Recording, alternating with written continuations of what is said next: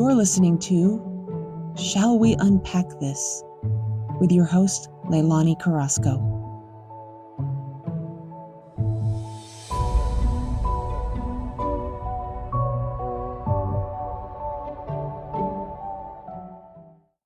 Hello, everyone, and welcome back to the SWAT podcast.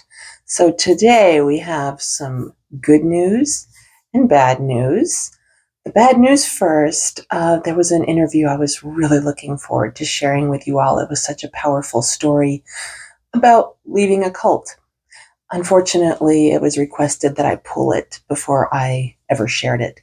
So that was what I was going to be posting for the next couple weeks. But with that taken back, we're doing a little bit of a pivot. As you can see, a different background. It's actually evening when I record this. It's just been a little bit of a scramble this week. And it's led me to go down a rabbit trail of self-doubt. It seems like self-doubt is the thing I jump into the fastest, and it takes very little for me to get there. So my good news is that when I reached out to some friends, I was just in the weeds on Monday. Maybe the eclipse didn't help, but I was just in a dark place and received a lot of love and wisdom that I couldn't help but share with you. A little tidbit, and I hope it brings you as much peace and hope as it brought me. So in these moments of not enoughness, of feeling like everything I put my hand to fails, or what I do is not enough, what I've created is not enough,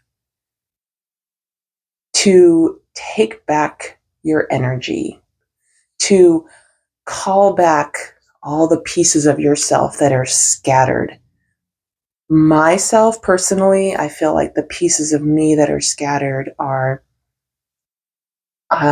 all the different things that I've put my hand to that weren't huge successes, that didn't bring me the results that I thought they would. And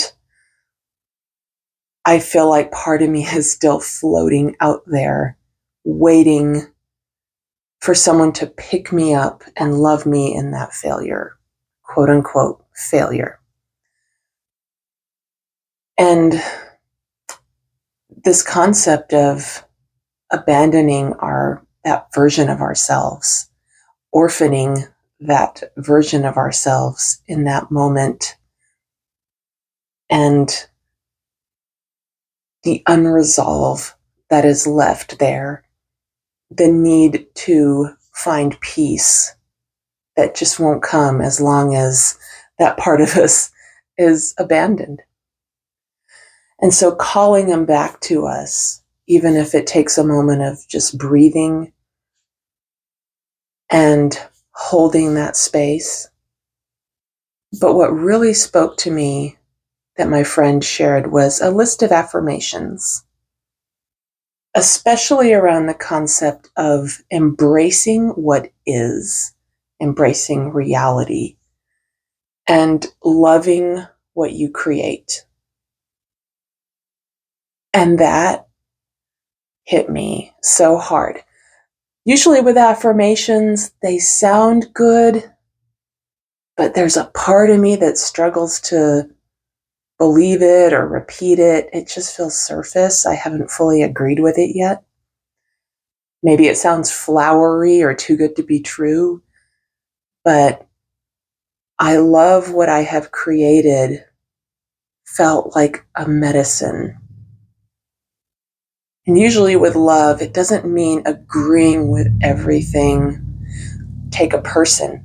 You love them, but maybe you don't agree with everything they do. Maybe you don't agree at all with what they're about, but you love them. Maybe I don't enjoy or agree with all of the ways I went about things and the results that happened, but to hold those things and still see them as sacred and to love them for what they were to love the best that I could give at that moment, calls back this energy and creates a sense of relief. It's like, oh, what if I could just love my quote unquote failures? What would that look like?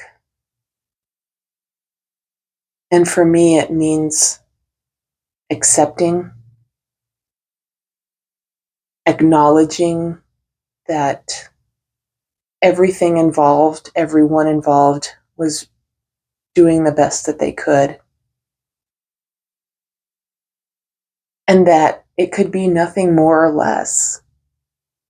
There are walls that I've been hitting lately where I know that in essence, we are whole beings. We are not broken. We are pure and whole as we are now. Oh, that is so hard for me to believe.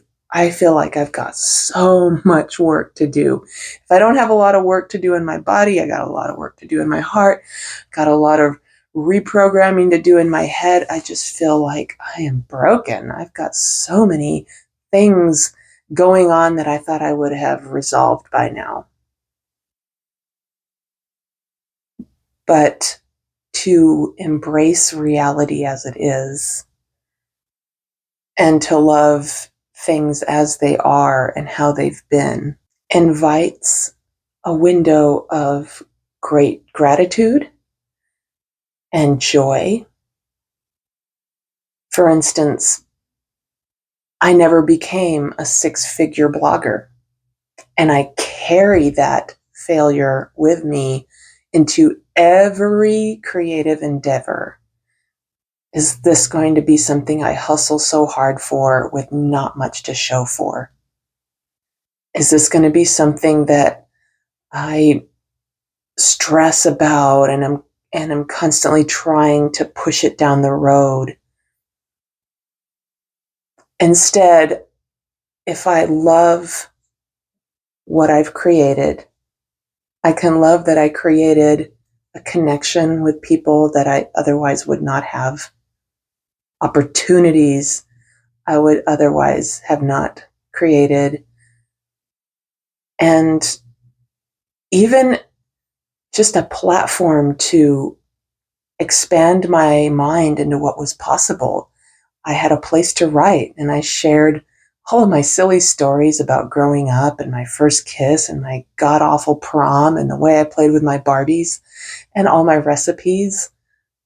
That in itself, I love that I created that. Just saying that, ooh, that breathes so much life into my sails. It's no longer this heaviness of like, oh my God, where do I even begin to not fail like that anymore?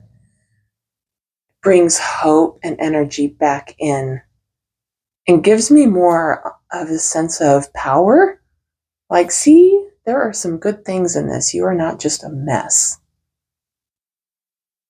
So I leave that with you today. The affirmation of, I love what I create. I love what is.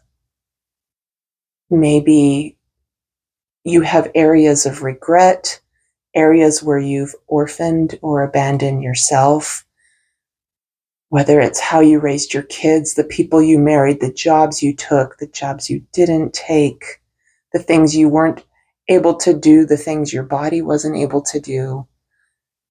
I love what I create.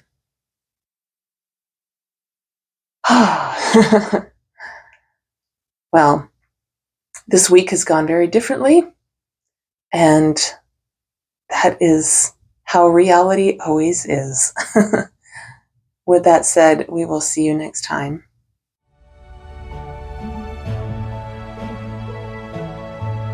Thank you so much for listening.